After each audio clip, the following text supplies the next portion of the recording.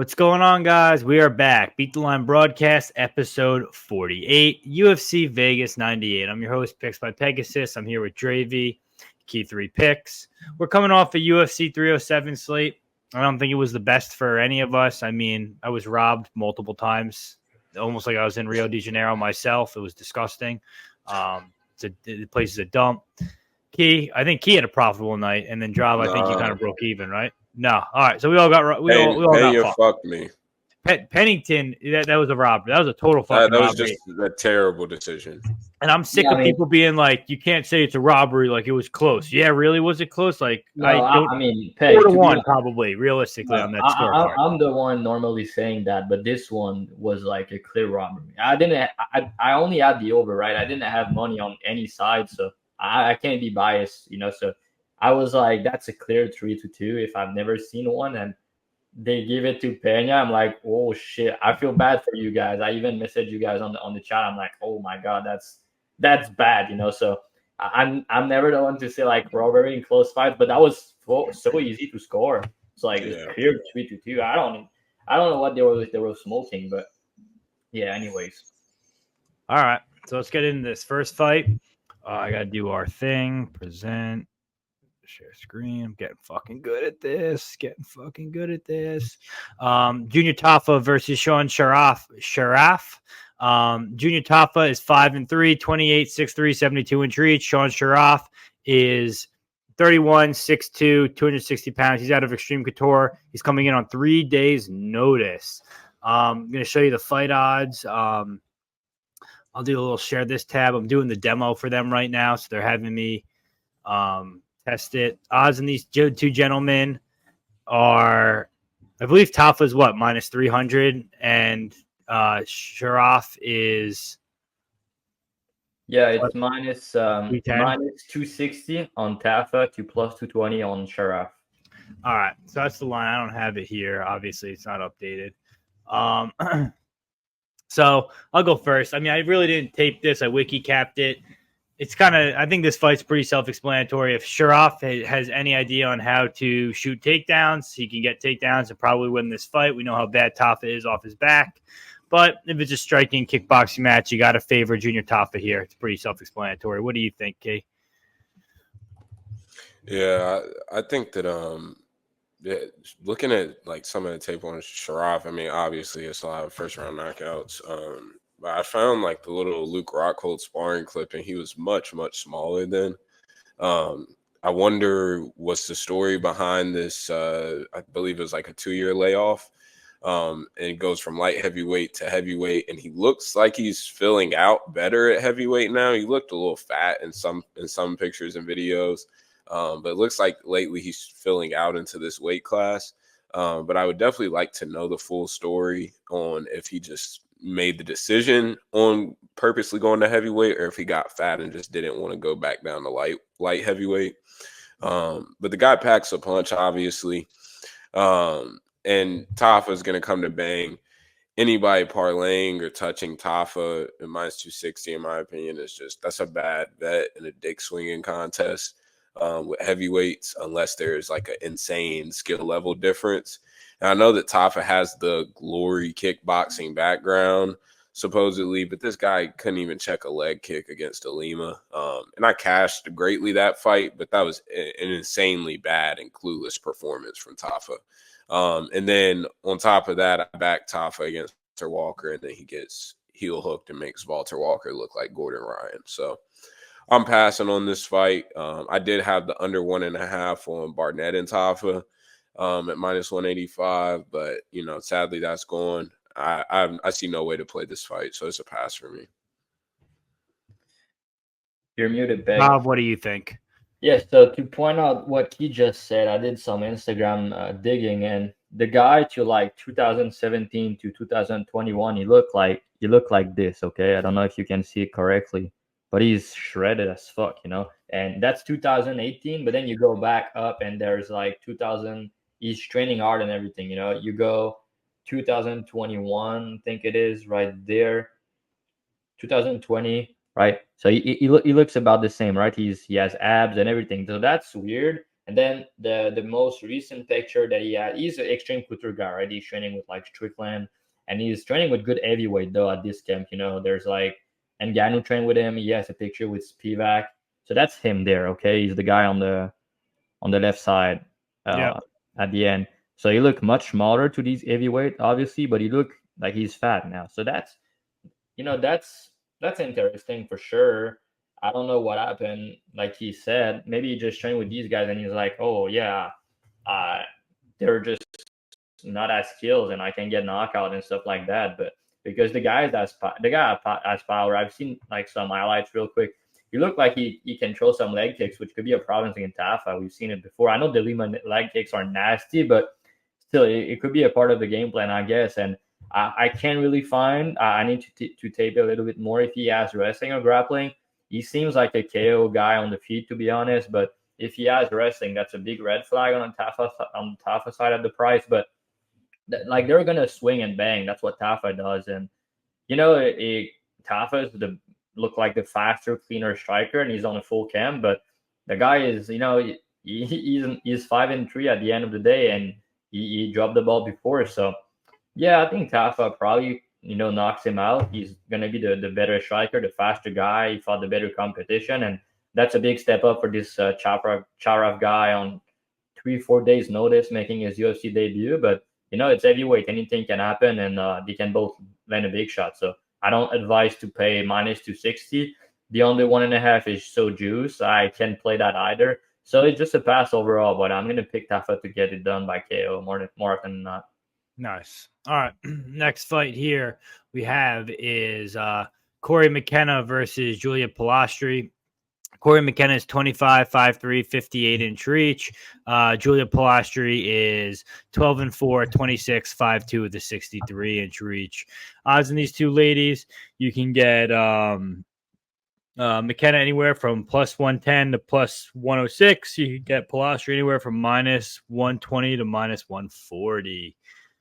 I'm just gonna go real quick. I played Corey McKenna here +150 at opener. I gave it out live on the podcast last show when it dropped. I think actually Corey McKenna, she's young, she's progressing, and she's actually a good fighter. She's pretty well rounded. I like her wrestling. I like her jiu-jitsu. I like her striking. Polastri could kind of be a bully here. I could definitely see a path for her to win. But I just at the plus odds opener, I just had to play Corey McKenna. I was big on her, and I think I bet on her before she fought Amarim. Amarim obviously subbed her early.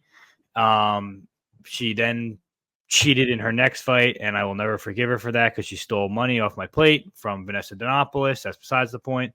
So, yeah, Corey McKenna is my side, my play here. I think Julia Polastri will try and play off her back if she gets takedowns, and that'll just be McKenna top time for her. What do you – I mean, Key, you're our specialist, so you break it down. You give these people something they want to hear. Yeah, I think at the odds that Peg got, I think that Corey McKenna was a pretty decent bet. I made money off of both of these girls their last time out. I played Amarim round one sub at +800 while people were walking around thinking that McKenna was Jesus Christ. And I played Knutson at -190 or -192, I believe, against Polastri last time out. And Polastri impressed me in that performance, honestly. I mean, she's still the same girl that she's always been.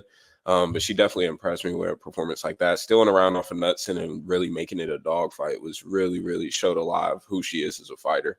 Polastri breakdown, I think that she's a dog. I love her as a fighter. She wants to fight. It's very rare that you just get women who are just dogs and want to fight in there and want to bang. But that's that Muay Thai background.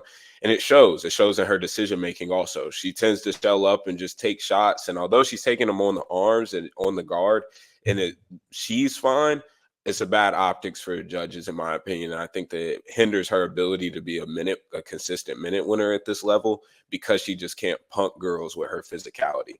I know that a lot of people are taking stuff from that Jazz DeVicious fight in 2021. That is not.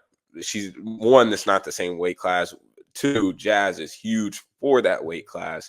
And three, Polastri's definitely grown as a fighter since then. But her takedown defense has been horrible her whole career. I shouldn't say horrible, but it's just been like it's not something that you want to see. Her takedown defense has been mid. Her get up game has not been good. And again, she's just a bad decision maker, in my opinion. In the Knudsen fight, I think she made some bad decisions. And I don't think that she scrambles very well. And I think that Mckenna's going to wrestle. We know that she's going to come in with a wrestling heavy game plan. And what I was impressed with, actually looking back on McKenna's tape, was her boxing. She had some fast hands. I know everybody talks about the super short reach, and that probably won't play a part here just because they're similar size. But McKenna's boxing, she has decent speed hands. She throws pretty hard. I think she just makes a lot of mental errors. And obviously going to the ground with Amorim like that, we saw how that played out. But that's not a threat here against Polastri. I think that Polastri could lose minutes off of her back. I think on the feet, if Mckenna just pushes a pace, I think Polastri would be fine with just being a counter striker. And I don't think that she has the power to get away with that at a consistent clip.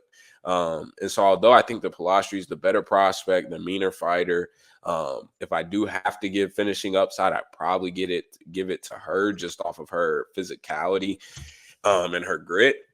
But McKenna's good on top. She settles in. She's going to wrestle. She's going to probably throw a decent amount of volume.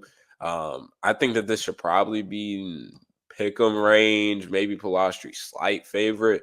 But I don't see much upside in betting Polastri at, what is this current, -135? I don't see much upside in that bet just because I don't give her a ton of finishing upside, and she's a bad minute winner. So I think that this is 29-28 split decision city. And you're really just betting on judging. And we've seen over these past few weeks, especially, that betting on judges is just not the way to go in this sport. So it's a pass fight for me. I hope Polastri wins because I do love her, and I think that she's an actual prospect if she could get some real process in her game. But she's just too low IQ for me to back it at these type of odds. All right, Trav, you go next. You have the dog with you. Yeah. I'll lean to the Polastri side here. The line is dropping. Look like it's gonna be a pick'em soon, and maybe switch Polastri maybe gonna become the dog as the week goes on. It looked like, she's -115 to -120 on Pinnacle and Cloudbet. So it looked like the line's about to trend to a pick'em or maybe switch side. So that's gonna be interesting. But I think Polastri, like he said, like she's more mean. She has more power. She's more aggressive. I don't really think she's gonna finish, but she's gonna throw the bigger shot, just be the one pressuring, and I don't think McKenna is gonna finish her if she gets on top. And I think that on the feet, like it could be close, but you're gonna have McKenna probably on the back foot, Polastri pressuring. So it's gonna be harder for McKenna to land the takedowns, I think, and also it's not gonna look good on optics. So I have a feeling that Polastri is gonna win this just based on landing the bigger shot, being the one pressuring, and just look better on the optics, And like he said, I also agree that I also think that she has the higher ceiling of the two. And she's a Brazilian girl, right? Just send her to Fighting Nerds. I'm sure she'll go on a run after that. But yeah, I think she's gonna win a decision here. All right. Let's see. Next fight we have here is Dan Argueta versus Cody Haddon. Cody Haddon's a recent Dana White Contender Series winner. Dan Argueta has been around forever. Dan Argueta 9-2. He's 31-5-7 with a 68-inch reach. Cody Haddon 7-1, 26, 5'7", 69-inch reach. Odds in these two gentlemen, you can get Haddon anywhere from -180 to -190. You can get Argueta anywhere from +145 to +155. Drav, do you think Cody Haddon's going to have the takedown defense to keep this standing and not get outpaced by Dan Argueta? Or do you think Cody Haddon finds the finish and finishes Argueta to make it his 8th finish in his career? Yeah, it looked like there's a lot of action on both sides for this one. I can understand why. I like Haddon here. I think he's one of the better projects that we have on this. We just had on this Dana White Contender Series card. You guys remember I'm high on Quillen Salkid, another Australian, and he's his training partner. So they train together, train with Urseg a little bit. I think they're gonna go far in the UFC. I think Haddon's skills is a super high level.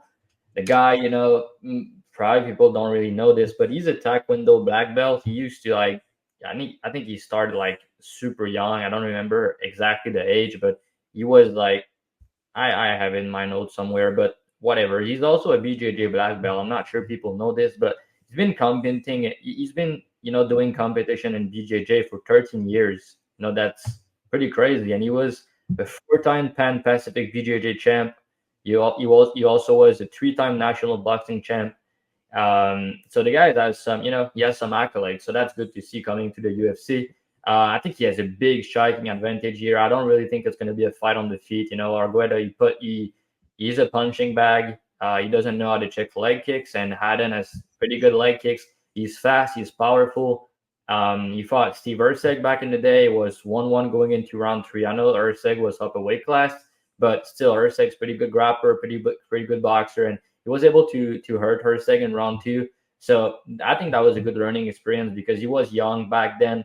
And he showed that dog in him in that fight. He fought off bad position. He showed good submission defense in some other fights I've watched. He could get taken down, right? I don't think his takedown defense is the best of all time, but I think it's pretty good.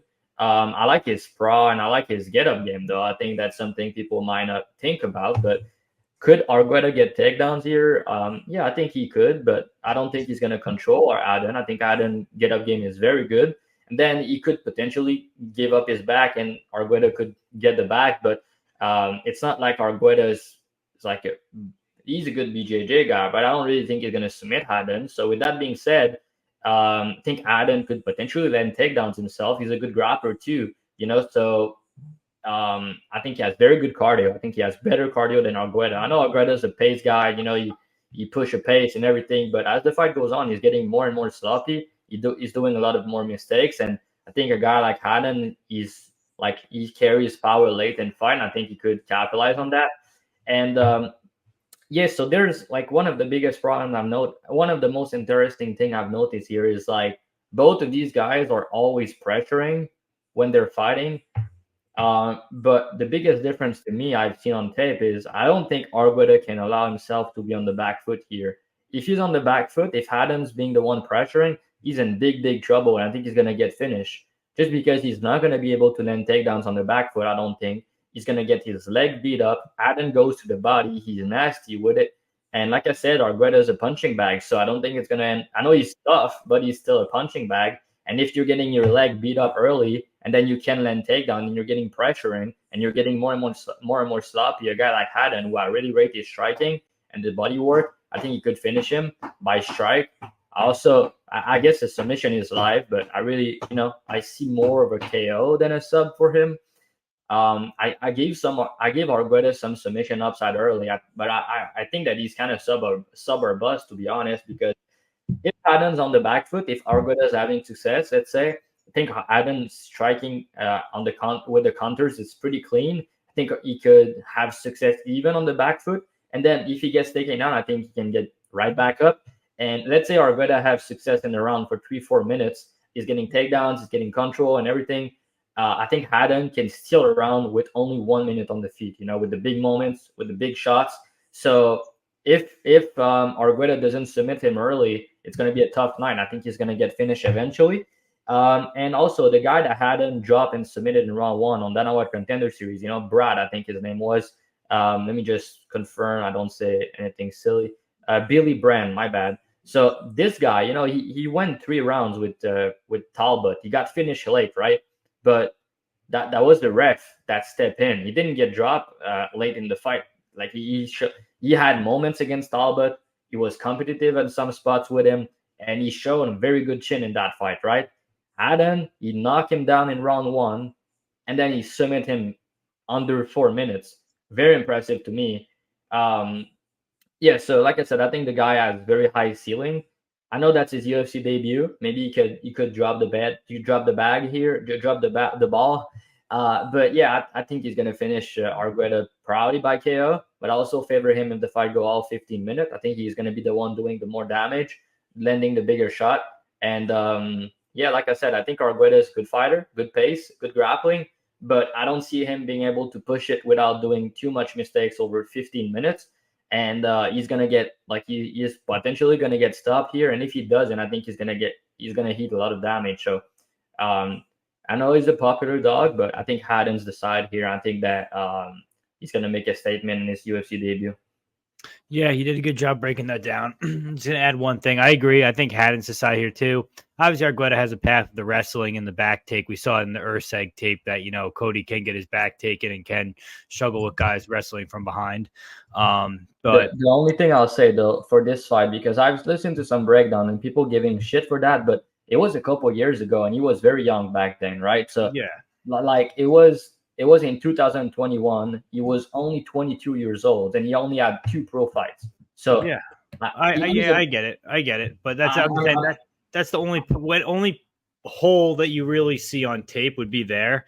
And I think one of the things people are forgetting too about Dan Argueta, even though he pushes this crazy pace and does this crazy wrestling, but when he hits resistance or he can't get the takedown or things aren't going his way, he gasses out. He gets tired.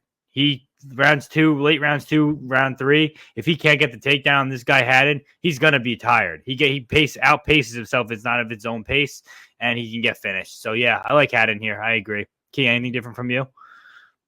Yeah, no, nothing different. You gave Urseg hell in that second round. I put out Haddon as my free bet. Members in Dub Club got him at -170. I think that this is a pretty clear spot. I don't rate Argueta high at all. I mean, just walking forward, everybody knows what the game plan is. It's no setups, no striking really. Just I have a good chin and I will wrestle because I'm a tank. That to me isn't UFC level shit. And I know that his record looks pretty wild because of no contest and shit. Miles John beat his ass. The Ryan Lawrence fight is what it is. Nick Aguirre is not a good win. Damon Jackson was up a weight class. And the Matsumoto fight, I have Matsumoto in that last fight. And I think that Matsumoto got caught up a little bit too much trying to re-wrestle and continue grappling. That he partly gassed himself out a little bit and then also ended up guillotining Dan. I think that Haddon checks all the boxes. There's something in the water in Australia. I'm not sure what it is. I don't know if it's because they aren't always the most athletic guys, but the coaching and what they have going on, all those guys seem to come UFC ready for real. They check a lot of the boxes. They have good cardio. They have good grappling. They have good scrambles. Me and Drive mentioned earlier cashing on Sal Kid on Dana White Contender Series, and I did too. And I mean, these guys are just coming over just super ready to go, and it's insane. And I like what they have going on over there. I know that Haddon's gotten some training sessions with Urseg since their fight. I think that Haddon's a real prospect. I wish he was a little bit bigger for the weight class personally, because he just kind of fits in. But this guy is the goods in my opinion. All right. Yeah, next fight. This is going to be a interesting one. Next fight we have is Jonathan Pierce, JSP. He's 32 years old. He's 6 feet tall. He's got 71-inch reach. He's fighting Pat Sabatini, 33, 5'8", 70-inch reach, 18-5. Line on these two gentlemen right now. You can get JSP anywhere from -170 to -180. You can get Pat Sabatini anywhere from, this book is way off, it says +110, but he's anywhere from +140 to +150. Well, I'm going to go first here. I gave out JSP. He's my biggest bet of the week. He actually I think he's the biggest bet of the year. Not at current prices, at -130 is where I got him, right at the bottom of that swing. The reasons I'm going with Jonathan Pierce is just because of, the obvious things, right? When we look at a guy in Jonathan Pierce, he's a guy with unlimited gas tank, unlimited pace. He's got good striking. He's got very good wrestling. He's a total dog, and his jiu-jitsu is good. The only place I can see an issue here is in that jiu-jitsu. Like I said, his jiu-jitsu is good. Pat Sabatini's jiu-jitsu is a whole nother level. He's like a true grappler. You'll see him doing grappling tournaments with CFFC, I believe he does it through. He does it through other organizations too. He's out of that Philly camp. We know he's a good wrestler. He wrestled at Rider University. I think he's got the most wrestling wins in Jersey, I want to say, if I'm not mistaken, something like that in high school. So we know he's a good wrestler too. I just think the way you look at these two guys wrestling is much different. Pat Sabatini, he's got more of like an American wrestling style, kind of like a orthodox wrestling, if you will. And Jonathan Pierce has, folk style wrestling. So I think the way they both wrestle are two different things. And I think Jonathan Pierce is going to be more successful here. Obviously, on the feet, I think this is a very clear Jonathan Pierce spot. We know Pat Sabatini's chin isn't good. Obviously, we're not talking about Jonathan Pierce like he's out here starching people like he's Dustin Poirier or like he's Diego Lopez, like who finished Sabatini last. But Sabatini's always been kind of chinny. He always gets rocked, whether it be a kick, a knee, a punch, something like that. He always finds himself to be rocked. So the way I see this going, odds are I think this goes to a decision. And when it does, I think you give Jonathan Pierce 1 and 2. You probably give Pat round 3. Could obviously go the other opposite way. But the way I think this goes more often than not, I think Jonathan Pierce gets the takedown early and honestly does a lot of top time. If he finds a finish, I think Jonathan Pierce will either find a finish on the feet or with ground and pound. I think Jonathan Pierce has some of the best ground and pound in the UFC. Like I said, he's got a great chin. Only issue I have with Jonathan Pierce is when he gets tired, he does do stupid shit. People do remember, get up and do something, boy. He was cooking Brito for 2 minutes. What did he do? He put his head right into a ninja choke and got choked out. So, like, he is there. End of the day, he is from Johnson City, Tennessee.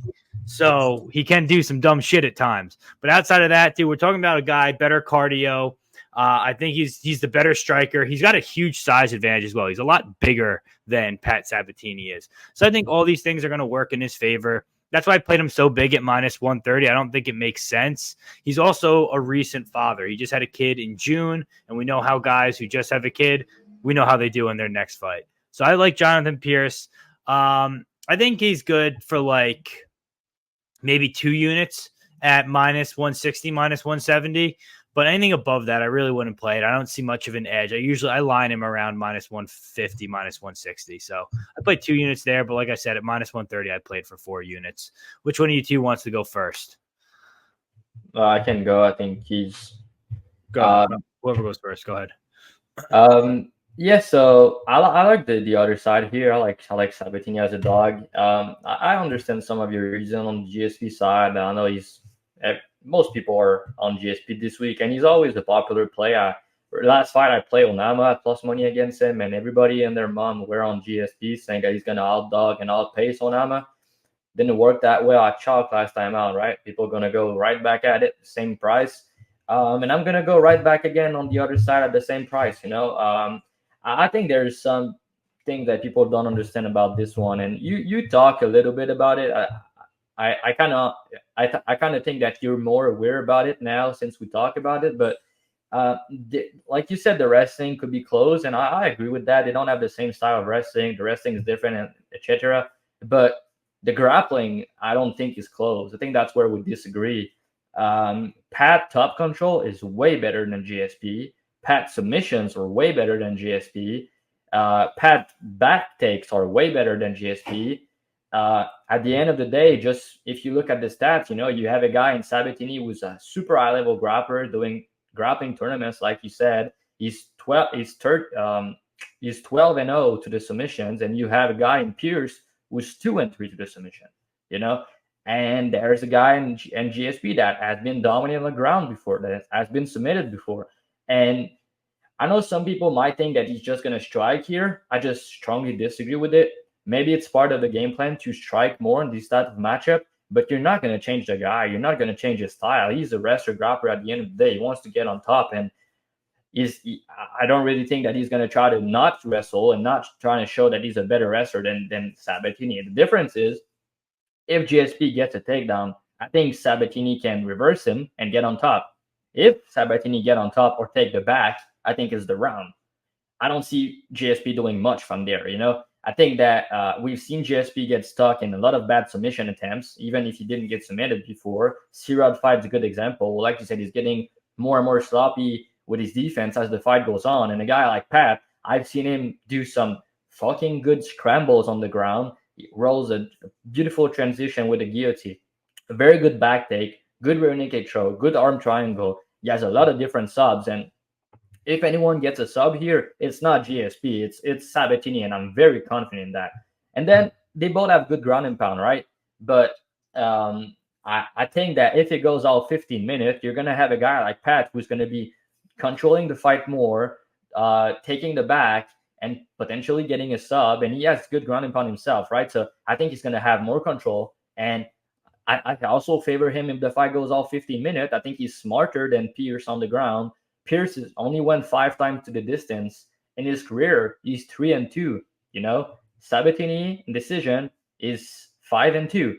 So at the end of the day, he went 8-2, and CFFC was like one of the best organizations outside of UFC, and he's now 5-2 in the UFC. One of these losses being against Diego Lopez, and okay, so he's 1-2 to the KO, and his chin is not great, right? That's where probably GSP is the favorite, and I do agree with that. But then you look a little bit deeper into it, and GSP, yes, he's 9-1 to the KO, but if you're looking a little bit more into it, it's like, yeah, zero knockdown on the UFC level, and his finish or ground and pound finish by breaking people.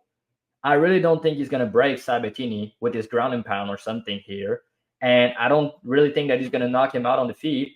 I'm a little bit concerned about Pat Chin, obviously, and I think one of the biggest weapon that GSP could use here is the front kick. We've seen Pat get caught with that against Damon Jackson, and Pierce has pretty good front kicks, so I think he needs to be careful about it.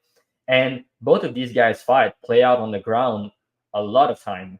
They don't try to strike at distance, just it doesn't happen. So when Pat's trying to take him down and trying to clinch with him, you think Pierce is going to separate and trying to strike at distance? No, it's not going to do that. So I think that the fight's going to play out on the clinch. The fight's going to play out on the ground. And I think we have a guy in Pat who, by the way, I don't think his striking is all that bad. His striking is okay. He just doesn't trust him, and he doesn't trust himself enough, and he can get cracked. But his striking is okay. He's just not high volume compared to GSP, who throw more, was more confident on the feet. And also, I mean, there's just a mental aspect about Pat that I think was a problem for him, that like he didn't show up some fights, and like Sean Brady, like they're kind of the same field, like they're from the same place, same gym and everything.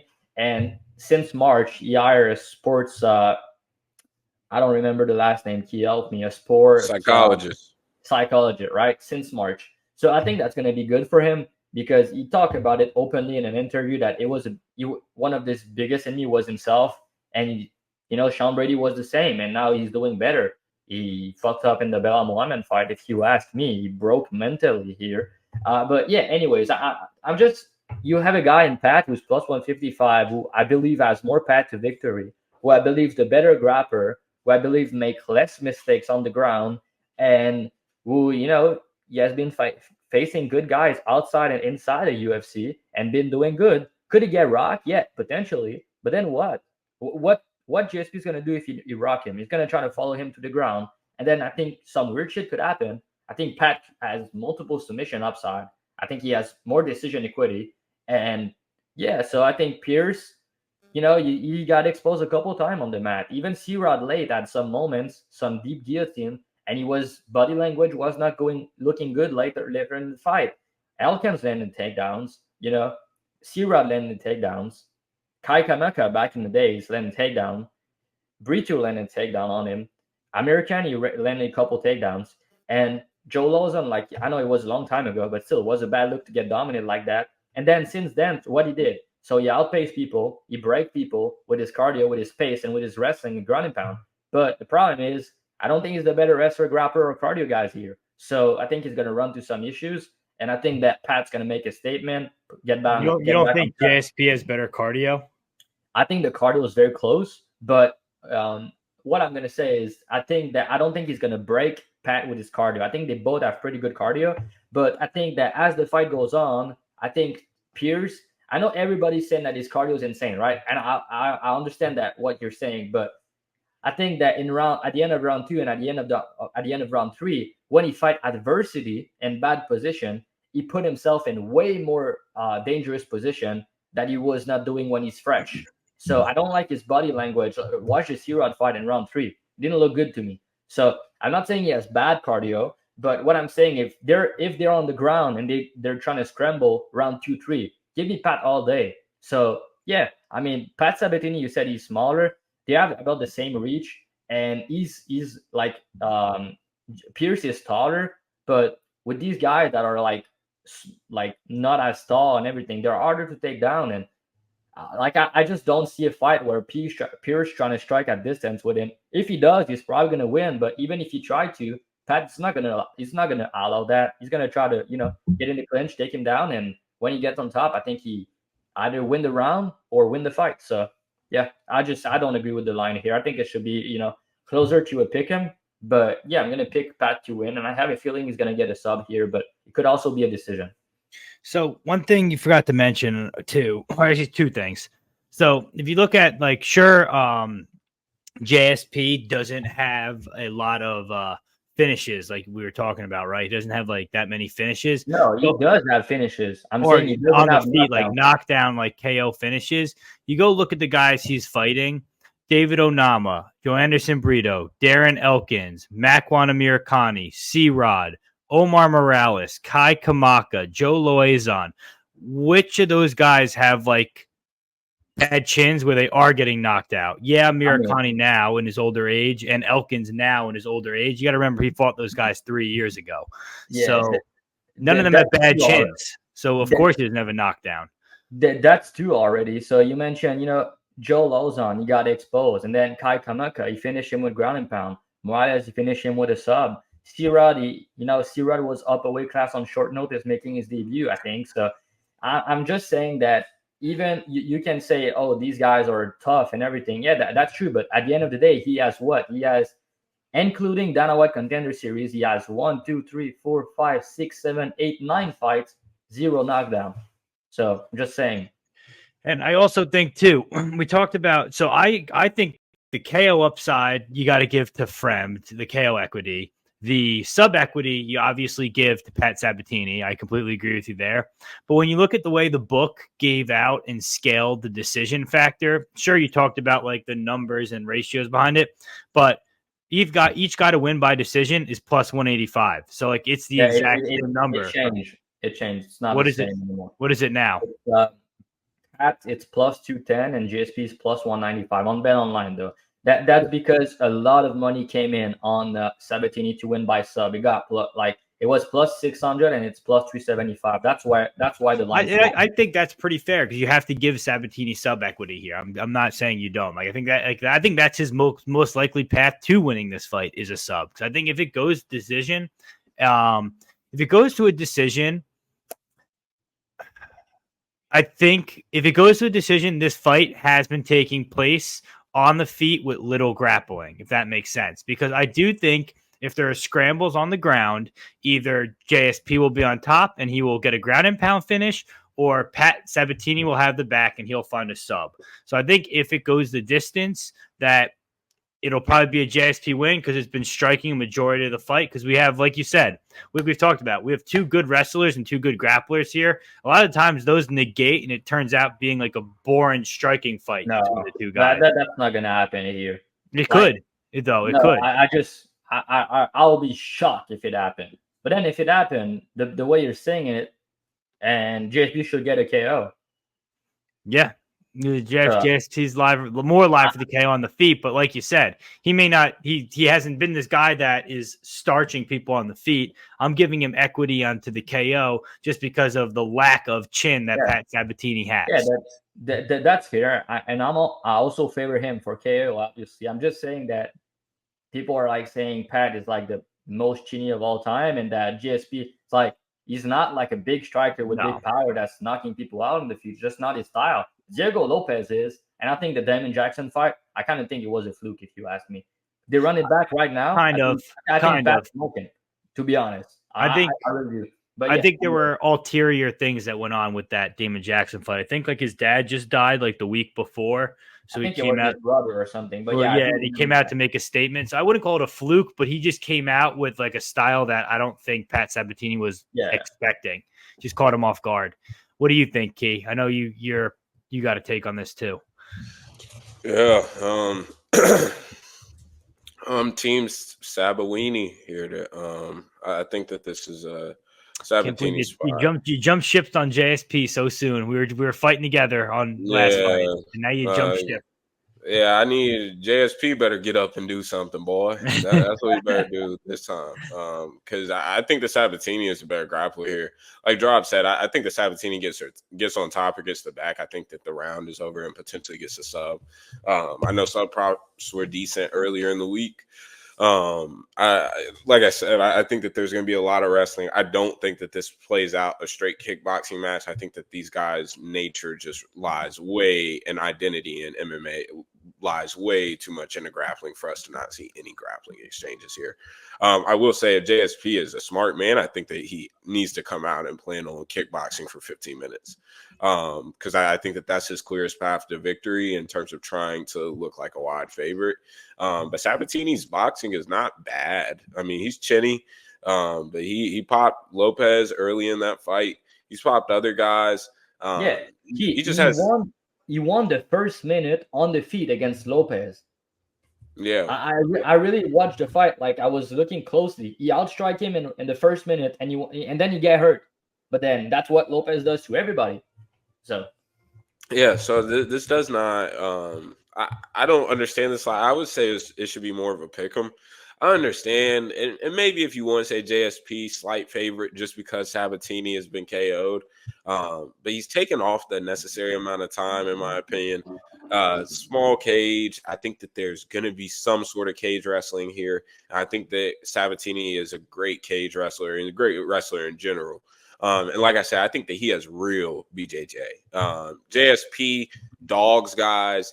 He's relying on that cardio and pace, and he's out grappling guys whenever they're dog tired. I think the Sabatini, you put these guys on a wrestling mat or just in the mats in the gym, I think that Sabatini's going to get the best of them. Yeah. So I think that the only worry here on the Sabatini, I won't say only, but a lot of the worry is just if he gets bonked. And if he gets bonked, it is what it is, and I'm willing to take my money and just cry while he's on the floor asleep. But I really don't think that JSP is that type of guy. He's never put together 15 minutes of striking like that. He's not just putting people down. So I think that this is a fight that if JSP ends up looking good, it's because he kickboxed for 15 minutes or he just simply bonked him earlier.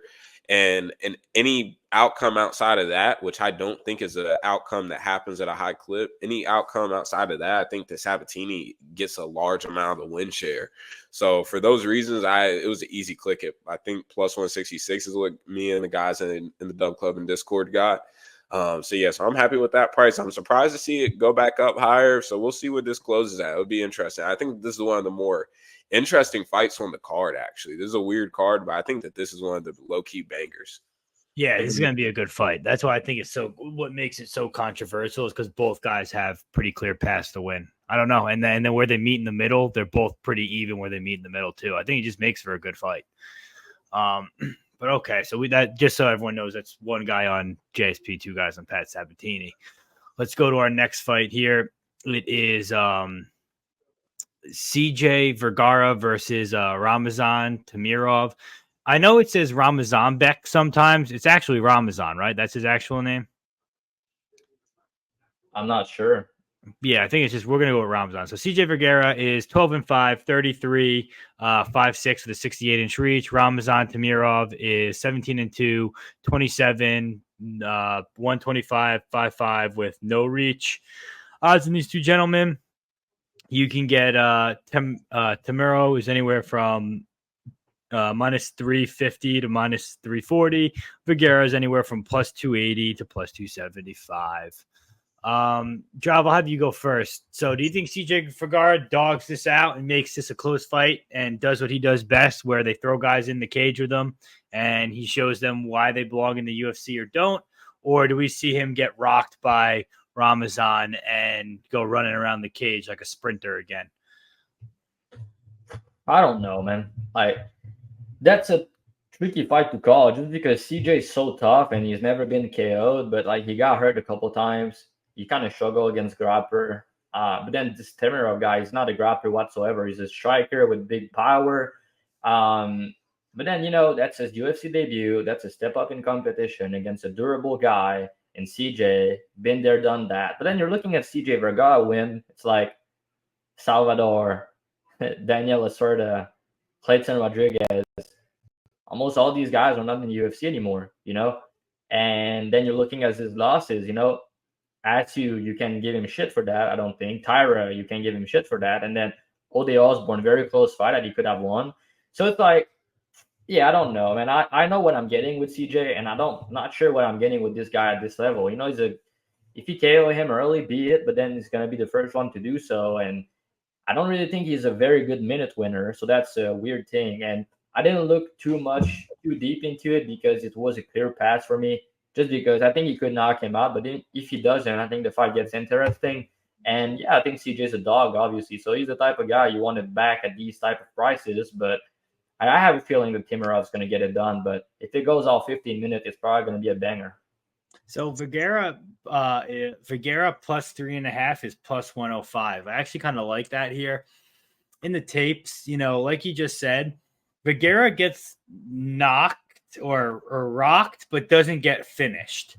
So that's been like a common theme. He's a dog. He's got good striking. He's got good leg kicks. He's got decent grappling. He's got good takedown defense.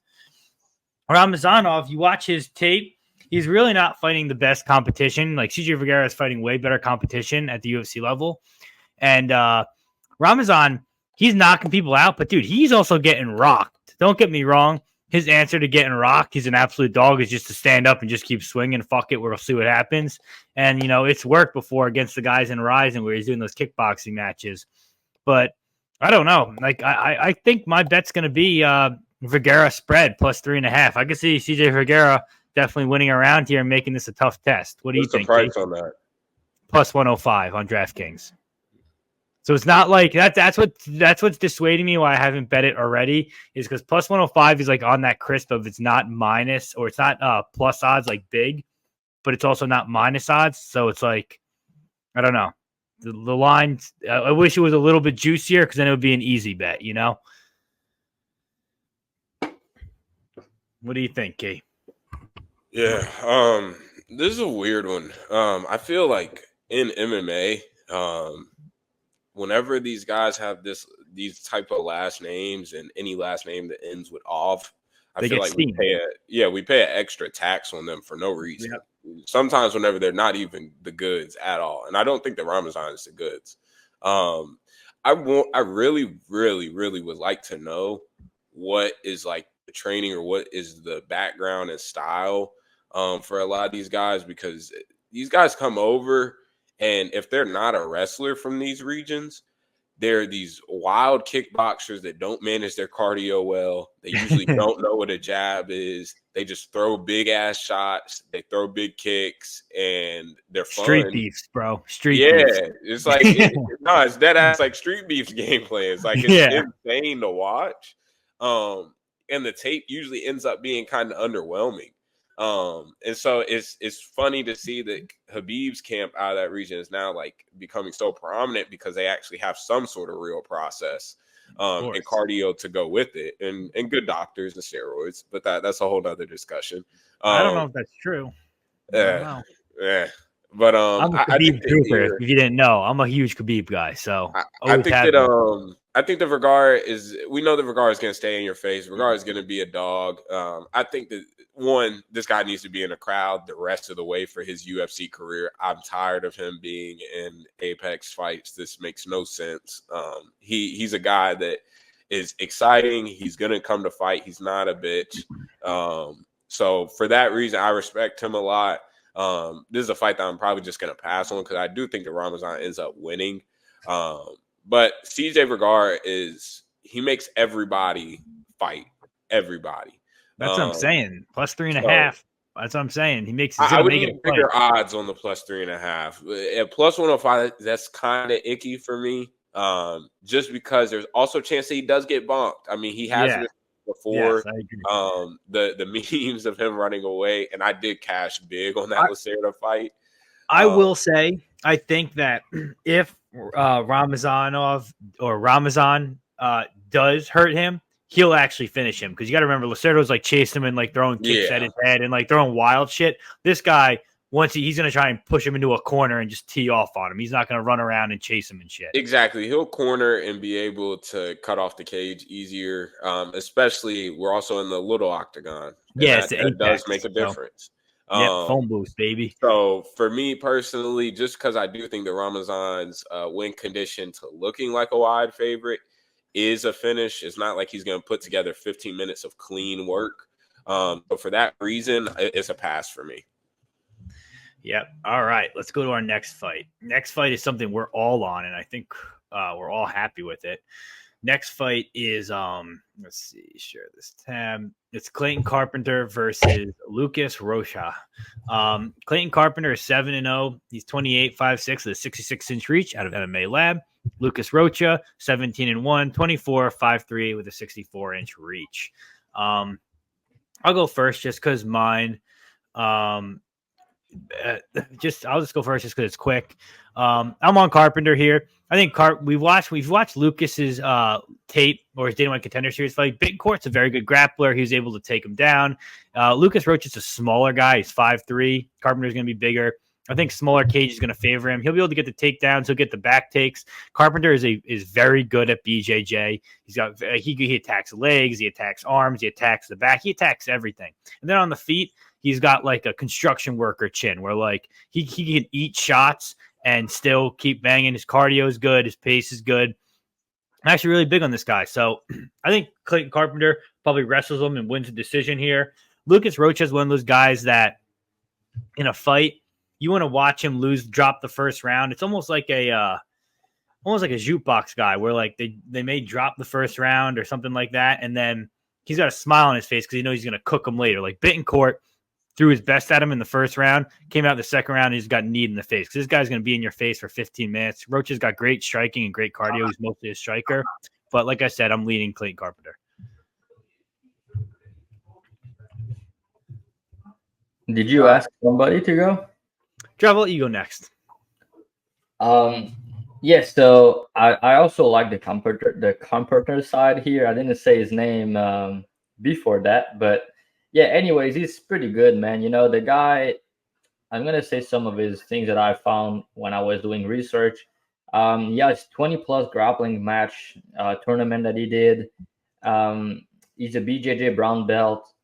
He was a purple belt in 2015. So he's been a purple belt for a long time. He got his brown belt a couple of years ago. I'm not sure when. He was a 4-time USA junior national Muay Thai champ. A junior Golden Glove boxer. Yep.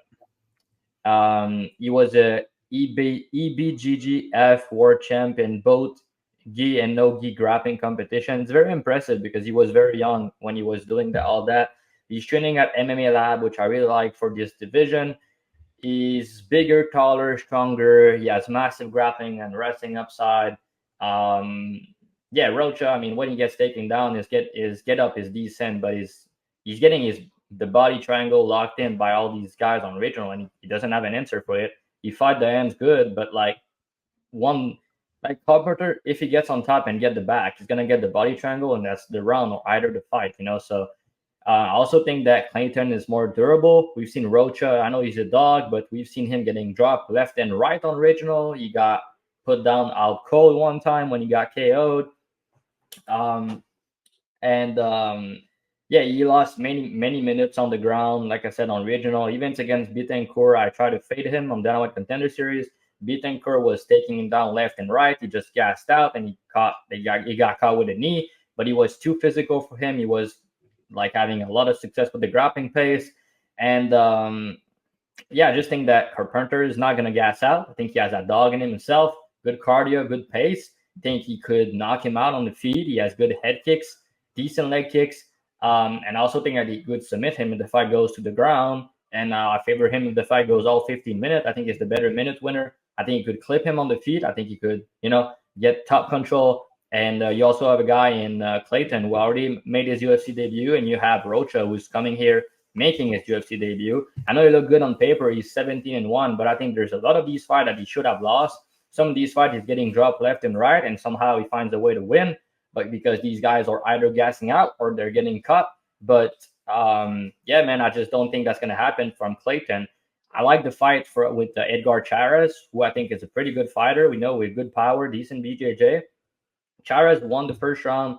Clayton had to fight adversity in that fight. He came back, he dug deep, and he won round 2 and 3. So props to him for that. It showed me your heart. It showed me that you have that dog in you. And he got caught with some big shot against Chairez. I think Chairez is harder than Rocha. And I think that Rocha pass here is like to outdog Clayton, to hope he's getting tired and then push a pace late and trying to finish him or something. But I don't think it's happened against a guy who's so credentialed like Carpenter, who's training with good guys, who, is bigger, stronger, taller, who is, has massive grappling upside. We can also knock him out on the feet. So I don't think the line should be closed. Now some money came in on Clayton. I agree with it, but I think it could be even wider, to be honest. Key, what do you think? Yeah, I gave out Carpenter as a free bet on Sunday.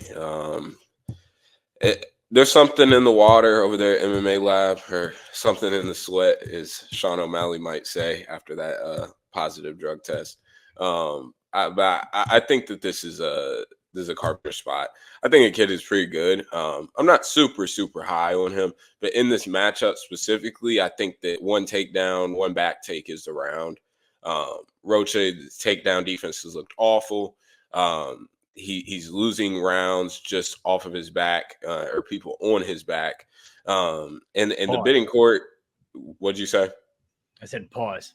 Yeah, pause. Yeah, that was. Did you say crazy. In his back, right? I said off his back. Oh, okay, my bad. That's not too unpause. Resume. But yeah, resume. I think that here, Rocha's gonna get taken down. He hasn't shown elite get-ups. He's also kind of fat. I know he missed weight once for the Dana White Contender Series fight, and then they gave him that fight again at bantamweight, I believe. And Carpenter's pretty big. Like, he's a big, solid, built-out flyweight. And people are putting a lot into the Chairez fight. Chairez is one of the biggest flyweights on earth. There's a reason why he looks like a skeleton every time he has to make that weight, and he barely makes the weight if he ever does. And so Chairez is not a bad – going to a 2-1 decision against him is not a bad look, in my opinion. And he's done what he's supposed to do to everybody else for the most part. So Carpenter, I think there are some more questions to ask once he gets to that higher level. But I think at this low level and mid-level tier of flyweights, I think that he's going to be able to put in a lot of good work. Both guys are coming off of pretty long layoffs. So that's not concerning on either side for me here. And Carpenter is coming, and MMA Lab is low-key showing themselves, and we'll get into Dana White Contender Series next week, but Leslie Hernandez on the women's side. MMA Lab has a good stable of fighters over there, so I'm excited, and they're all going through camps right now, especially in that bantamweight division with Mario Bautista and Marcus McGee, and Kyler Phillips. There's a lot going on. So and Kyler Phillips. Yeah, MMA Lab to the top. I think that Clayton Carpenter is going to get it done. All right. Go look here. Next fight we have it. Oops, I messed that up. My bad. 1 second. Next fight we have is Nico Price versus Temba Gorimbo. Here you go.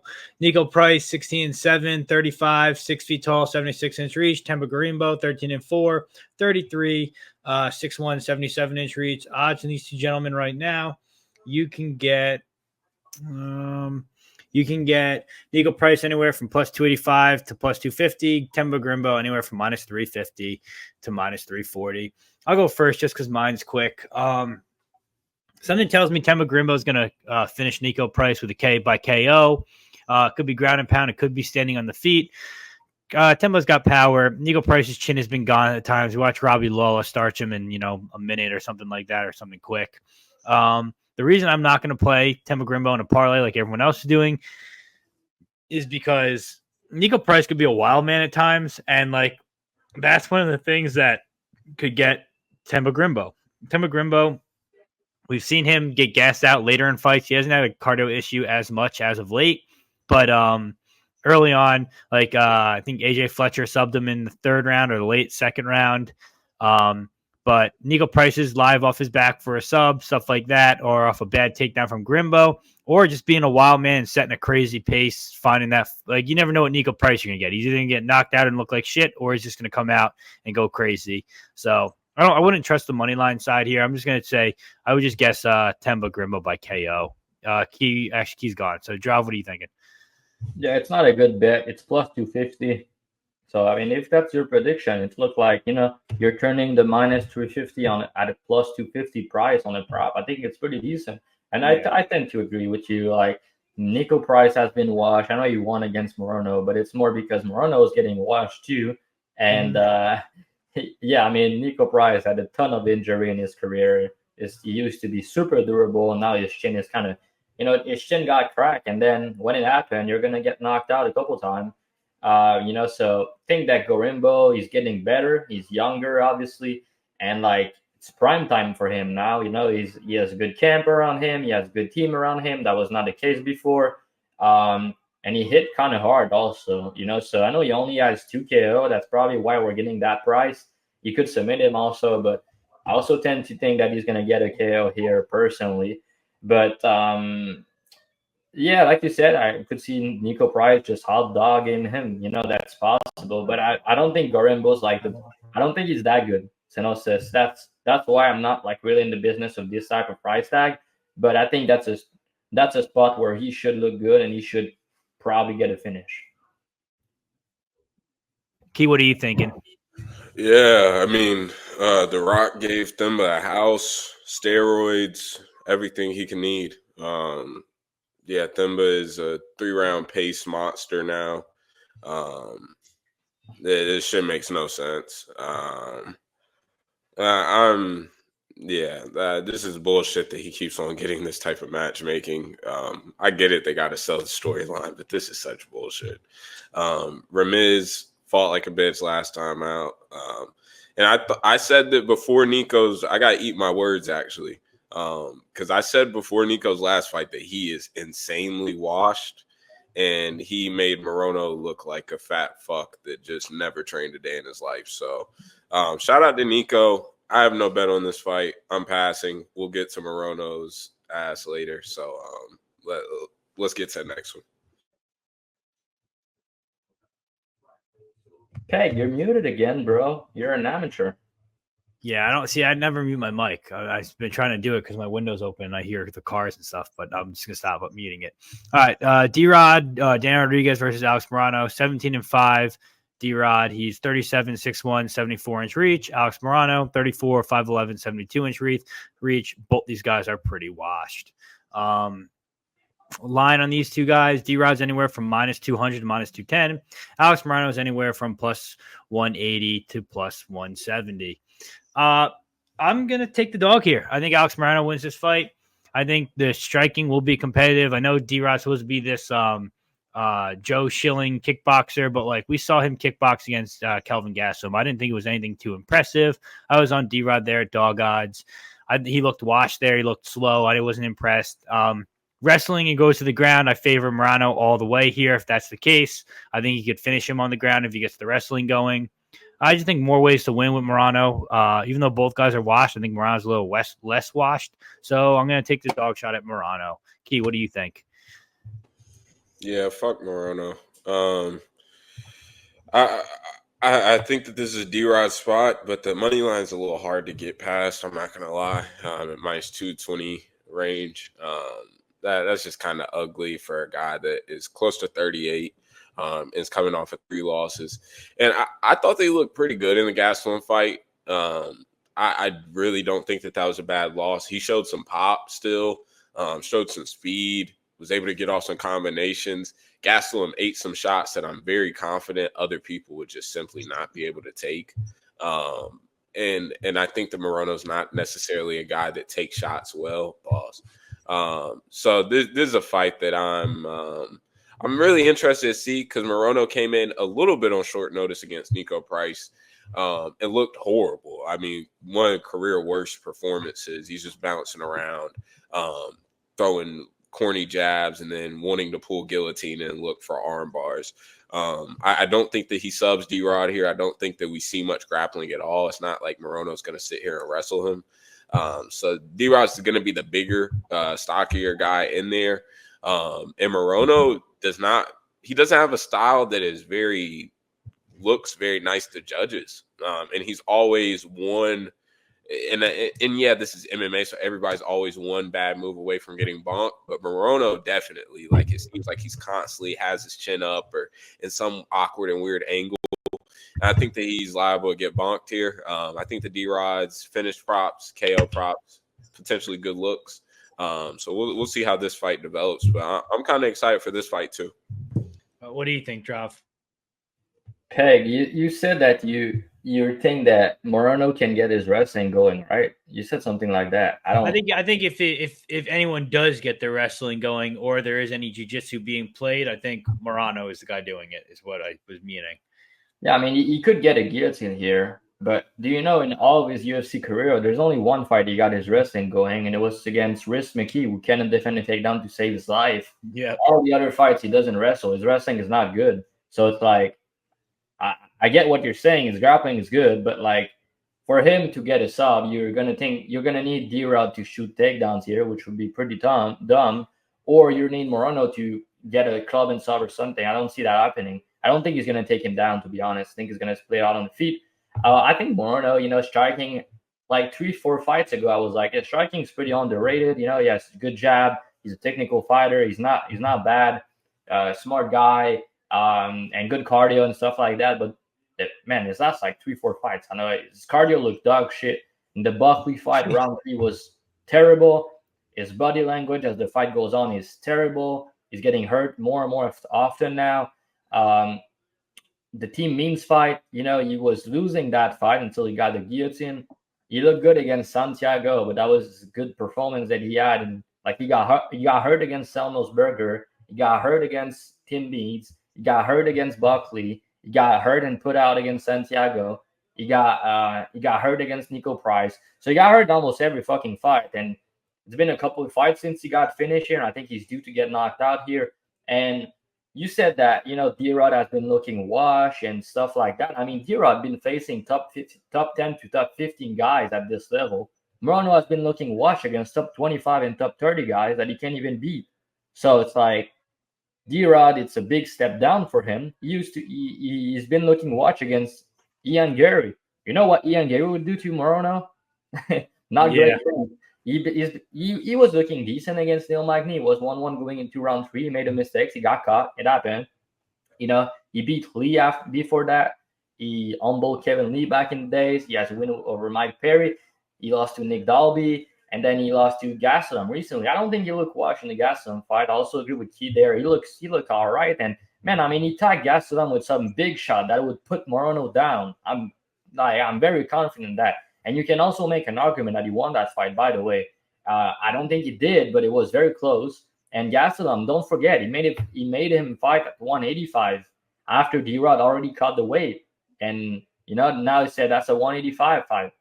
So yeah, I think Gastelum is a proven guy, and he's been top 5 to top 10 guy for a long time, and it was a step down for him. He took the advantage. He used some wrestling in that fight, but also, I mean, Morono is not Kevin Gastelum. What Gastelum would do to Morono, he would put him out. So it's like, D-Rod power is legit. He hurt Neil Magny. He didn't hurt Gastelum, but he clipped him pretty bad 1 or 2 times. And I just think that his jab is there. He goes to the body. He has power for the division, man. I mean, he didn't have a finish in a long time, but at the end of the day, the guy is 7-4 in the UFC. He has 8 KO, and he has very good cardio, and he tends to finish guys in round 2, 3. And Morono, and in round 3, he looked terrible these days. And you're counting on him to win a decision here more often than not. That's probably his path. And he's 10-7 to the decision, so not a good record. And used to have a good cardio, but now he looks terrible when he gets hurt. He looks terrible when he gets tired. His body language all over the place. So I think D-Rod, he 3-fight losing streak, but based on Instagram and based on recent performance, he's the guy that wanted more at this point. The guy that has something to prove. I don't think he's washed. He did. He switched a couple places in camp. He's training with other people now. He's taking his career seriously still. I don't think it's the case for Morono. He's taking care of his own gym. So I think the price is justified. I was hoping that money go down and, maybe D-Rod was like minus 170, minus 160. But I think it could be a little bit wider. I think he should be like minus 230, minus 250 here. And I think he's going to knock him out, to be honest. The KO price is pretty decent. Yeah, I was going to say KO's plus 325. That's kind of crazy. I thought it'd be lower than that. Yeah, but you like Morono, though. Don't forget. No, I know. I just didn't even look at the props, to be honest. Also, ITD is plus 225, but he's not going to get a sub. It's most likely to be a KO. But no, like I said, I'm sticking with Morono here. Next fight. We have Josh Fremd versus Abdul Razak Alhassan. Josh Fremd, 11-6, 30 years old, 6'4", the 76-inch reach. Alhassan is 39, 5'10", 73-inch reach. Odds on these two gentlemen, you can get where is this?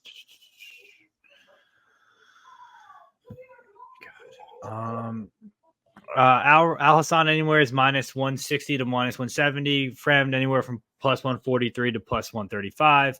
I'll go first. I think this is a Alhassan KO spot here. I think he knocks out Josh Fremd. Josh Fremd is not good. I think this is a bounce back spot for Alhassan.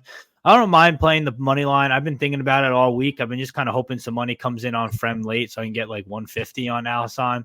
But Alhassan by KO is plus 100 on FanDuel. I think that's a fine line. Any plus odds on the KO would be okay with me. I think Alhassan wins pretty easily. What do you think, Drav?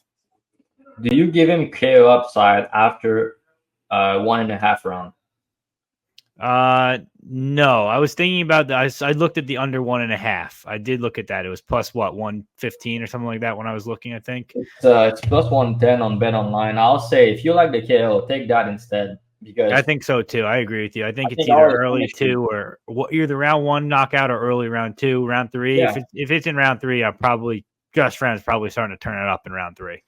Yeah, I mean, Fremd is another guy that has been looking washed and worse fight by fight. He used to be kind of okay, but he looked bad against Jamie Pickett. He looked bad against Kopylov, no shame in that. And he looked bad against Petrovsky. He didn't want to be there, it looked like, and it was only 2 months ago. Didn't try to get back up. He didn't try to do anything on the feet. Another guy from Factory X, we know about this gym. We're going to talk about it for the Royval side, but he's still a Factory X, it looked like. So I don't know, man. I just think that the guy has some power, decent cardio, decent grappling. He's not a bad fighter, a good frame and everything, and he's the much younger guy here. But I think Alhassan is the guy that wanted more here. He has more power. He's super dangerous early. He's live to knock him out dead. And then if he doesn't, he never won a decision, so it could get sketchy. But, I think Alhassan win. Just the fact that he's 39 and he's smaller. I don't really want to, with shaky cardio. I'm not sure I want to lay that. But, I think he's the better fighter here. I think he has more power, more finishing upside. So I think he's the side. All right.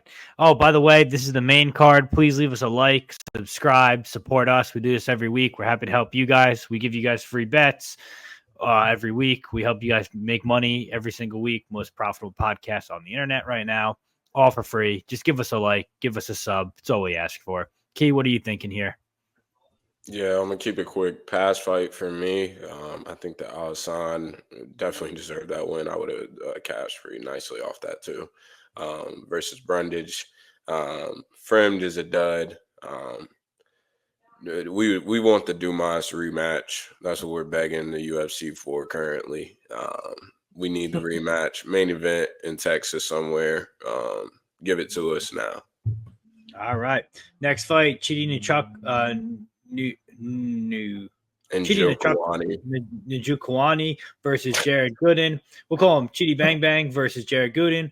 Chidi is 23-10, 35, 6'3", 80-inch reach. Jared Gooden, 30 years old, 6 feet tall, 77-inch reach.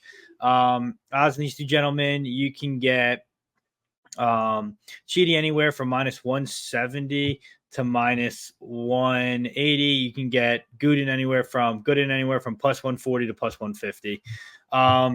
I think this is a Chidi KO spot. Gooden's a punching bag, keeps his hands down low. Don't get me wrong, he's got a brick for a head.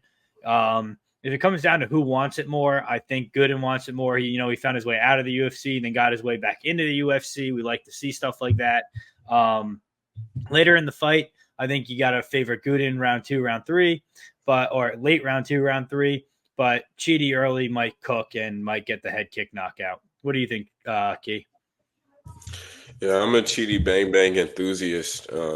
I bet it's KO actually against Reese McKee. He got fucked on that. But I still am a big Chidi fan. I like the way that he fights. And I think that the move to 170, I don't think that it's that great, if I'm being honest. I really don't think that it's that great. He had a lower output. I didn't honestly like that performance against Reese McKee. And I might be biased just because, I ended up losing some money off of it by him taking it to decision. But I really don't think that was a great look. And although he didn't quit on himself, which is cool to see, he didn't. I thought that he could have found the KO. Here, Gooden is – I know Dan is probably listening. Shout out to Dan, Best Fight Picks. I know Gooden's his guy. I don't think that Gooden is the greatest fighter on earth. I don't think that he's that good, honestly. But if there's one thing that you can't question, it's his heart. That guy comes to fucking fight, and you got to respect it. He had a first UFC stint, got cut, ended up getting knocked out on regionals, came back, kept on pressing on the regional scene and found his way back to UFC. I got to respect stories like those. Vince Morales, guys who end up for a second stint in the UFC. It's a big-time grind, and Gooden's one of those guys, so I got to respect him. I think that he's going to probably try to push a pace here. I have to imagine he tries to wrestle because – and not for just, he needs to get on top to win this fight, but he just needs to make Chidi work. He has to make Chidi work here. I think that Chidi's going to end up finding a shot early if he doesn't make him work super hard. So rounds 2, 3, I think favor Gooden a lot more if he's not beat the shit by then. And shout out to Wellington Turman. He came out and did his – can y'all still hear me? Yeah, I can hear you. My computer freezing. But he did his best Peloton impression last time out and pulled that bullshit ass stunt. So shout out to Wellington Turman for burning my money over there. But yeah, I've learned my lesson fading Dan's boy. So it's a pass for me on this fight as of right now. Dravi, what do you think? I'm looking at some props here that I find interesting. The way I see this fight playing out, I'm not confident in this side. I'll start with that. I'm not sure who's going to win the fight. But there's a couple things I'm sure about. I know one of these guys is a quitter with bad cardio, and another of these guys is a cardio guy who's a dog. And the dog with good cardio is Gooden, and the quitter with bad cardio is Chidi, right? We know that. So I think Chidi in the first round, at distance striking, he's nasty with the kicks. He's a very good striker. He's super dangerous, and we've seen Gooden getting cracked early and getting put down. So I think that could happen. I think Chidi KO1 is not a bad look. I think that's more often than not how he finished the fight. But if Gooden can make him work, can push a pace, can get in the inside, and I mean, the guy has some KO himself. He does have some power. He's tough, and he has some grappling. I'm not sure. Is he a BJJ black belt, Gooden? I know Chidi is a BJJ black belt, but I think it's kind of bullshit. But is Gooden's a black belt? I'm not sure about that. I'm not sure. I think he's a brown belt. Let me see if I can find it real quick.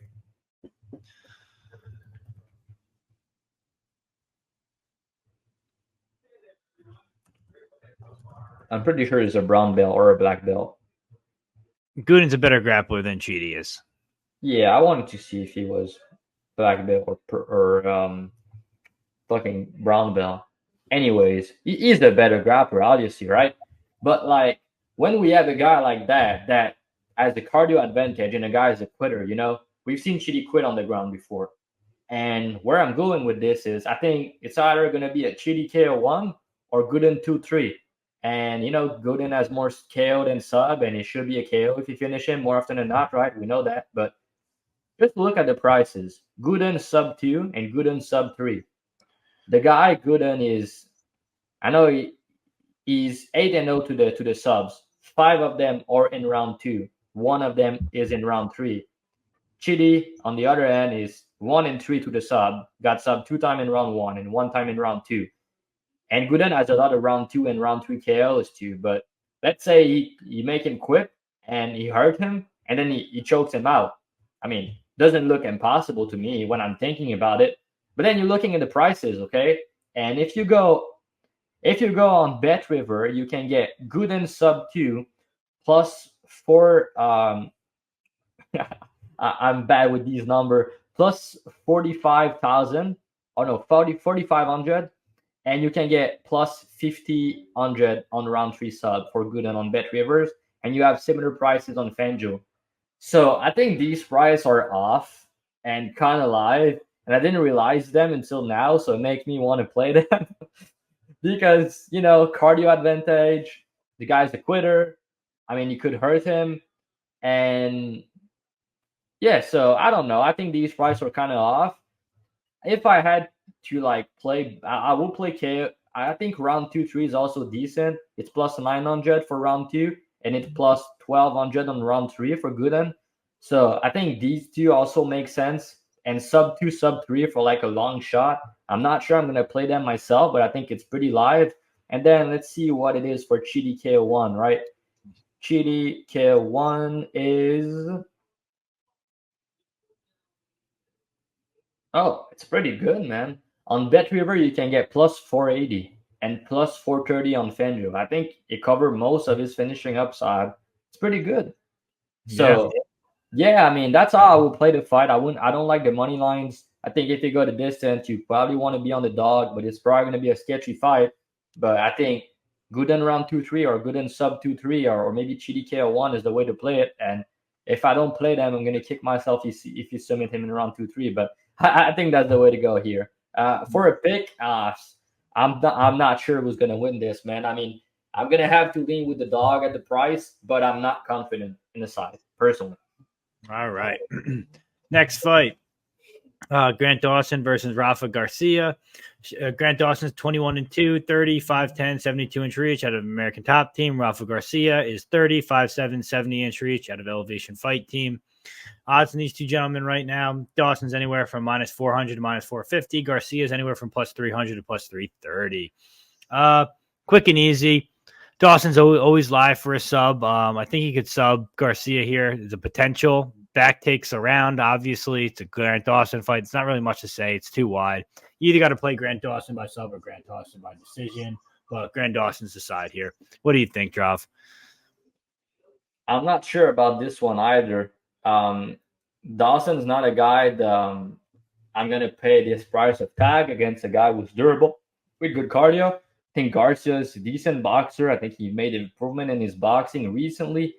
His jab looked better last time out. His volume looked better. He's a pretty decent wrestler himself. He's a tough guy. I don't think he's ever been finished. He never been finished. And, he's a good fighter. He's been improving lately. And Dawson, on the other hand, is also a decent fighter. An American Top Team guy. We know him. He used to be a gasser, but now he looked like his cardio got better. He has a couple round 2-3 finishes. But, he got KO 2 times in his career. It was early in round 1. So the guy's chin is not very good. He could get touch up here, but Garcia only has 1 KO in his entire career. So, yeah, it's probably going to go the distance. It's probably going to be, Dawson getting the grappling, the wrestling going, and, winning the decision here. But the prices for it are pretty bad. So I'm not sure what I think the fight all around is a pass, personally. But I think Dawson win the decision more often than not. Key? Yeah, pass fight. Bring in Bobby Green to put his ass to sleep again. Perfect. Next fight we have here is Brad Tavares versus Jung Young Park, the Iron Turtle. Obviously, this is a rematch from the Burns Brady card. We did the breakdown on this already, so we'll just go quick. Brad Tavares, 20-9, 36 years old, 6'1", 74-inch reach. Iron Turtle, 17-6, 33, 5'10", 73-inch reach. Odds on these two gentlemen, you can get Tavares anywhere from plus 165 to plus 170. You can get Park anywhere from minus 175 to minus 190. First time around, I was on Brad Tavares plus 170-ish. I don't hate that again here. Looking at it, I mean, Brad Tavares has got good takedown defense. He's got the better striking. His chin is sus at this current time in his career, but Young Park is not a power puncher. You don't hear you well, Peg, when you go away from your mic. It sounds pretty weird. So. Sorry. He's not a power puncher, Park. But the thing is, like, Park's a more complete fighter in the sense that, like, he has a good jab. He'll sit on that jab. He can strike. He'll try and mix in the grappling just to get Brad thinking. Then he'll start jabbing him again. Jab beats guys that he can stop the takedowns and then beat them later in the fight or outgas them or once they're tired. But I don't know. I'm deciding to pass at this point. I'm not going to bet Brad Tavares again. But I guess if I had to pick a side, I'm probably going to go with the Iron Turtle here. What do you think, Key? Yeah, I think that the Iron Turtle probably wins this. Tavares, I understand why people want to back him, just because this is sort of an awkward fight that plays out close probably most of the time. But I'm just not into backing dogs that don't have finishing upside and just don't do enough. Just don't do a lot, period. Tavares is solid and like covers a lot and checks off a lot of boxes, but he's just he's just there. And he's getting closer to the end of his career. I don't really care as much about the durability issues because he ran into a freight train. And I don't think that Park is that. So for me, it's a pass fight again. Drav, what do you think?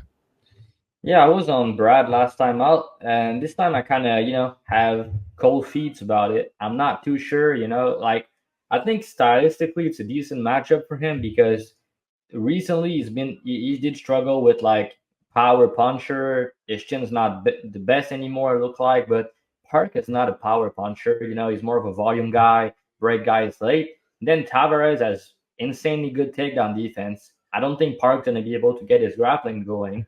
So with that being said, they're going to be on the feet for the most part, and you're going to have a technical striking fight, and that's the type of fight Tavares is able to win normally. So I think it's going to be a competitive 29-28 decision here. I'm not sure who's going to win it. I lean the dog because of the prices, but I didn't play it because last time out I played plus 150 and the price got better at the end of the week. It looked like it's doing the same right now. It's plus 165. I think it might go up again. So, I get the Park argument. The guy is younger, more in his prime. He's potentially more volume, going to push a pace, potential grappling upside. But I really think it's going to be a striking match. And Tavares, he's kind of the better striker here. But it's more about he's on the decline now. His chin is not as good. He could get cooked as the fight goes on. And, I think Park's going to win it, gun to my head. But we're betting numbers at the end of the day. And I think Tavares plus 165 is the side. All right. Main event time. Our main event is Brandon Raw Dog Royval versus Tatsuro Taira. Brandon Royval is 32, 5'9", 70.5-inch reach. He's not out of Factory X anymore. He's fighting out of his garage. Tatsuro Taira, 16-0, 24, 5'7", 70-inch reach. Odds on these two gentlemen now are Taira anywhere from minus 225 to minus 270. Royval anywhere from plus 230 to plus 210. I'll go first here. I played Taira minus 190 for 2.5 units. I didn't play an opener. That line was sitting there forever. This got steamed later in the week. And here's why. We've seen Royval have sus takedown defense at the time, obviously. So that's going to obviously play into Taira's strongest game, which is his grappling. I do think that Royval throws subs up off his back, but I don't think Taira has to worry about anything like that. Royval at times can put himself in suspect positions, so I think that also favors a sub coming from Taira at some point. looking at this fight, retrospectively, I played Royval against Moreno. I played Royval, I think, against Pantoja. I can't remember. I'm a Royval guy. I love Raw Dog. I think he's a great fight. Striking on this, Taira's striking is good, not great. He's getting better at it. Royval is obviously going to have the clear striking advantage here, but I honestly can see Taira ending this fight early and finding that sub, or having a dominant rounds 1, 2, and 3. 4 and 5 will be sketchy, as Royval does, because he cooks in those last rounds. But Taira's cardio, this is his first 5-round fight. I don't think he's shown any issue with that. He's also a younger fighter by 8 years, which I like. But I think Taira's pretty much the clear side here. I think he knows he beats Royval. He gets the title shot next. I'm a big Taira guy. I'm very impressed by him. I'm impressed by his jiu-jitsu. I'm impressed by his grappling. His wrestling is even next level. Like, he does inside trips, outside trips. Like, he'll get you to the ground. He'll have no problem getting Royval to the ground. I guess from a standpoint of, I think Taira can finish early. I think that 1, 2, and 3 go to Taira pretty easily. 4 and 5 will go to Royval. If Taira even makes those rounds close, he'll win a decision here. Smaller cage also favors Taira because of the wrestling. Obviously, he's going to be able to get those takedowns a lot easier in a smaller cage and probably be able to top time. He gets that body triangle in, or he gets any sort of top lock in, he'll have no problem controlling Royval. He's also a lot bigger than Royval is, right? Royval, I believe, is 5'8", and Taira's, or no, he's 5'9", and Taira's 5'7". I don't think that's right. For some reason, I feel like he's going to look bigger. The thing about Royval's game is those knees up the middle are usually money for him on top of his striking. And with a guy like Taira, where he's a taller fighter, the knees aren't going to be there as prevalently, and I don't think that's going to dissuade him from doing any sort of grappling. I think this is a clear Taira spot. Like, minus 190 was good. As this line gets bigger, I'm more and more into, plus 230 on Raw Dog's a great price. I like that price. I think you can wait and probably get even better odds closer to fight time because people are going to parlay Taira. But, get Royval anywhere 240 and better. I don't mind you throwing a unit on him. It's Raw Dog at the end of the day. He is the epitome of a dog. So, I don't hate that. But, at minus 290, less than 2-1, I think Taira was an easy click for me. That's why I went so big. Key, what do you think? Yeah, this is a lot of pauses. You said that you love Raw Dog. I do, but that's not that could be with anyone. Nah, that's crazy work when talking about man. But nah, I think that here, I'm a Royval guy. I think that he's really solid. The performance against Brandon Moreno, amazing performance. I don't think the Moreno's washed. I think that Royval is just good and a matchup problem for him. Royval was talking about how he didn't take the Kaya Sukara fight in UFC 305. He didn't take that fight on purpose, and the UFC had an issue with that. He wanted a guaranteed title shot, and the UFC wasn't going for that. It seems like they're trying to just use him to boost somebody else. It's obvious that Taira is the golden child right now. And I still think that there's a lot of questions to be answered. I think that Alex Perez was on his way to putting it into this fuckery until his knee just blew out. And I had Alex, I think, at plus 2 something crazy in that We fight. all did. We had plus 210. Yeah. So that, and he was on, I think he had won round 1 and then was seemingly building into the fight and then blows his knee. And I understand that Taira had back control. You can argue that he did them, but that's bullshit. And an outcome that doesn't happen at a high clip. I think that Royval causes problems rounds 3, 4, and 5 if it gets there. I think that Taira is an issue for anybody on top. And people have been talking more about Clayton Carpenter having issues with Shirez more than they have about Taira having issues with Shirez, which I find super funny because Shirez actually dropped him. I think that this is a setup spot. I'm not eating this big of chalk on him because I still have a lot of questions. What does he look like in round 4 and 5? What does he look like in more standing exchanges that are full of chaos? And if he's not able to get takedowns, and I'm not saying that Royval, because Royval's going to get taken down here, but what does he look like in these scrambles in rounds 3, 4, and 5? Like, there's a lot of questions that I need to be able to answer at -2 whatever. I need to be able to answer if I'm eating that type of price. So for me personally, it's a pass right now. I do think that he wins, but I just don't know how this goes at a high clip. So I'm passing on this fight. I hope for chaos, and I hope that Royval actually puts an end to this bullshit, because I just 24 years old. I don't think that he's that. I don't think that he's a phenom. If you don't like it, I honestly don't think overs are a bad look either. I know I did say I think Taira could finish early, which I do think he can, but like I'm not saying that at like a crazy high clip. Like I think the over set at 3.5, right? So yeah. I don't hate an overlook either. Like this fight probably goes to a decision at a pretty high clip, I would guess. I think Taira to win a decision is plus 110. So no. It's not plus 110. I mean, the fight to go the distance is plus 140. Taira to win by decision is plus 350, bro. What? Interesting. Okay. So you see, now you're getting my juices flowing. I already got him on the money line, but that's kind of why. So they think that Taira is going to finish Royval. I mean, Taira's sub is plus 130. You know. Interesting. I think those numbers are off.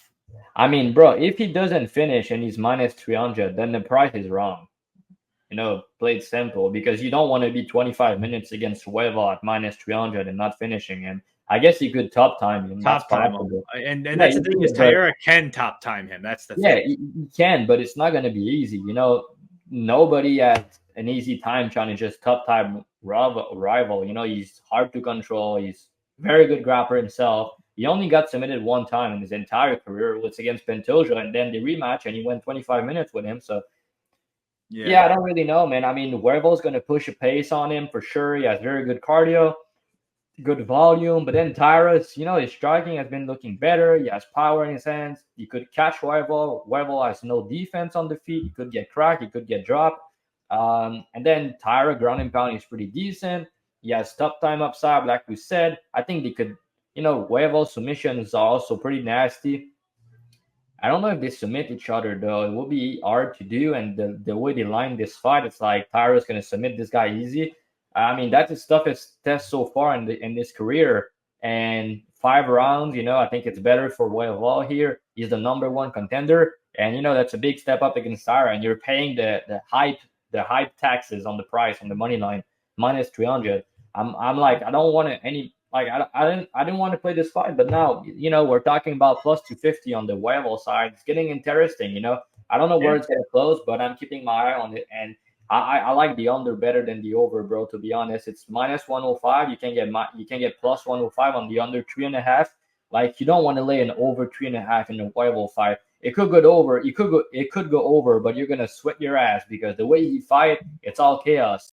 And I could see Taira getting a KO. I could see Taira getting a sub. I could see Royval finishing him. You know, there's some finishing upside on both sides. So, yeah, it could go to decision, but I don't think it's going to be easy. So, it's a flyweight fight at the end of the day. So I don't mind your angle here. And if they go the distance, I mean, Taira decision is not a bad look, just because you could control him, get some minute on top and everything. But you killed the line already on the money line. So why double down now? If you finish him, you're going to lose your profit. Yeah, true. All right. I agree. What is your take, though? Who do you think wins? Do you think it's possible Royval shot later on if the wide gets to 250? It's already 250, but I think Taira's going to win the fight. But I'm not minus 3xx confident. You know, I think I don't really know, man. I mean, that's his biggest test so far. That's his first 5 rounders, and Royval's a dog. So Royval is at plus 250 is never a bad bet. That's for sure. So I'm not sure. I'm just watching the price now. I'm probably gonna pass, but if I had to make a bet at the current price, it will be Royval plus 250 for sure, or the under 3.5 minus 105. I also like that. All right, so that's the fight. That's the card, guys. Like, comment, subscribe. BTL Parlay. Let's try and get this all done within the next 2 minutes. BTL Parlay. I'm gonna take Clay Carpenter money line. Cody Haddon money line.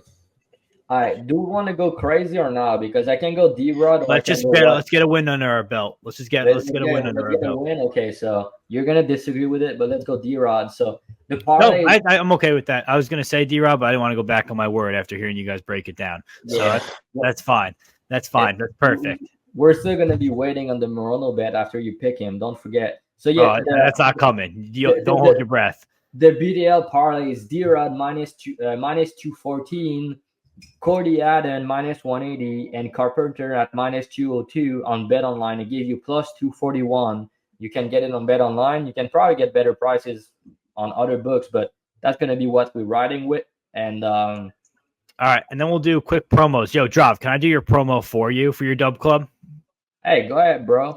All right, so I'm Picks by Pegasus. Everything's free. It's in my Telegram. It's always free. We're doing well. We're gonna cook the books. We're gonna get our Bet MMA green this year. That's for me. For Drav, you message him BTL. He's gonna give you a discount. But listen, you want to buy. You don't. Everyone goes, one card, two card, just to make sure. Drav is sharp. What you want to do with him right now? This is a perfect time, right? Because if you buy a 1 month subscription to Dravi's Dub Club, you will get this card, you will get next card, you will get 308, and you will get UFC Canada. So you are getting 4 cards for the price of 1 month, and Dravi may give you a discount if you message him on Twitter, BTL on Twitter, and send a screenshot of you being subscribed to the channel, and that's your way in. You got to go with the month. It's basically stealing. You'd be stupid not to. Key, you give your promo. I appreciate you, bro. And I mean, I got a max bet on this car, and I have 2 big bets. So you guys want to, that's the perfect time. That's for sure. And you could pay off your whole sub. And we're gonna be back next week for Dana White Contender Series. I know we didn't do one last week, but the cards suck with all the big favorites. So we're gonna be back next week doing the last Dana White Contender Series card because there's a girl fight. And we know Key is gonna be hyped for it. So yeah, and it's also the last Dana White Contender Series card. I am doing 7 weeks of green profit on Dana White Contender Series. I plan on closing it out. I'm going to go bigger so I could close out with 10 units of 8 weeks of profit for Dana White Contender Series. Key, what's your promo, and then we'll get out of here. Key 3 picks. I just want to say that Drav paid Peg $100 for that promo that he just cut. That's bullshit, and I demand a new host. Key 3 picks up over 71 units this week. This year we got a shit ton going on this week. This week you said. Yeah, this week is crazy. Go sign up now, boys. Scores, live bets. We got hella shit, prize picks, underdog fantasy, good group of guys in the chat. And also, like they said, Dana White Contender Series, Leslie Hernandez. I'm not saying that I got a bet on her. I probably won't, but that fight is going on. I got a lot of experience with Leslie. WMMA is my shit. I haven't missed on Dana White Contender Series since week 1, so we're going to finish out this season with a bang. So make sure you get in. DM me code BTL. I'll hook you up with something nice. Screenshot, subscribe as well to get that benefit. All right. That's the show, guys. We'll see you on Sunday night. We either can do live or we'll record. I don't know. We'll figure it out. All right. See you guys for Dana White Contender Series, and we'll be back next week for Fluffy versus Pereira. Peace.